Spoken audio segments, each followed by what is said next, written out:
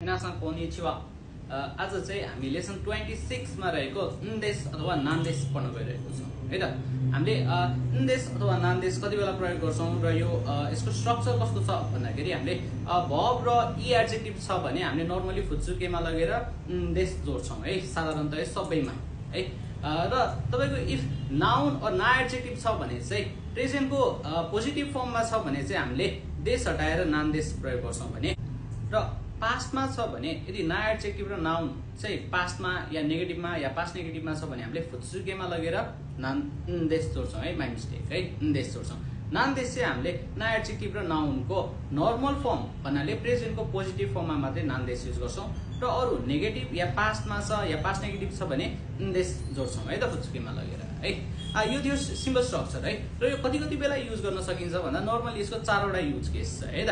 सबैभन्दा सिम्पल र सबैभन्दा सजिलो चाहिँ के भन्दा अरूले गरिरहेको कुरा या गर्न लागेको कुरा हामीले के अज्युम गर्छौं, गेस गर्छौं भने हामीले नदेश लगाएर सोध्न सकिन्छ। फर एक्जाम्पल कोही मान्छे पहाड चढ्न लागेको छ, झोला बोकेको छ भने यामानी नोबोरुन्देस्का नोबोरिमासको नोबोरु नदेस्का भनेर सोध्छौं है त। यो हामीले किन यो प्याटर्न युज गरे यति बेला भन्दाखेरि हामीले देखिरहेको छौं त्यो मान्छे पहाड चढ्नलाई ठूलो झोला बोकिरहेको छ, रुखु बोकेको छ, र तर पनि कन्फर्म गर्नको लागि हामीले सोध्छौं भने चाहिँ यति बेला हामीले फुत्सुकेमा लगेर देशको प्याटर्न युज गर्यौं है त। पहाड चढ्न लाग्नु भएको भनेर सोध्यो है।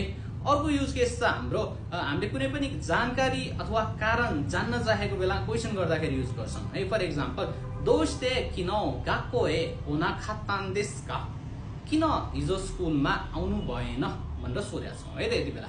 अब यहाँनेरि तेस्रो स्टेप है, यसको एन्सर दिने बेलामा पनि हामीले रिजन या जानकारी खुलाउँदाखेरि पनि देश युज गर्छौं। फर एक्जाम्पल है त, तपाईलाई क्वेशन गरियो दोस्ते किन गाको ए ओना खातान देशका, किन हिजो स्कुलमा आउनु भएन भनेर सोध्यो है।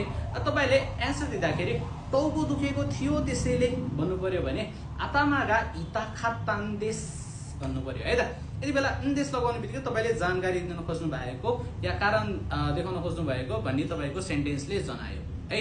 र अर्को एउटा लास्ट के छ भन्दाखेरि नदेश गा र फलोअपमा पछाडी एउटा रिक्वेस्ट या फिर अनुरोध आउँछ है, अनुमति या अनुरोध आउँछ। फर एक्जाम्पल निहोंगो दे तेगामी ओ खाइतान देशु गा चोत्तो मिते इतादाकेमासेन का भन्यो भने निहोंगो दे तेगामी ओ खाइतान देशु गा, जापानिज भाषाबाट लेटर लेखेको छु पास्टमा है, चोत्तो मिते इतादाकेमासेन का, यो पछाडीको चाहिँ हाम्रो रिक्वेस्ट भयो है त, अलिकति हेरिदिनु हुन्न भनेर। र यही लेसनमा हामीले पढ्छौं टिफर्म प्लस इतादाकेमासेन का भनेर है। हामीले N5 मा पढेको थियौं त्यही खुदासाई यो गरिदिनुस्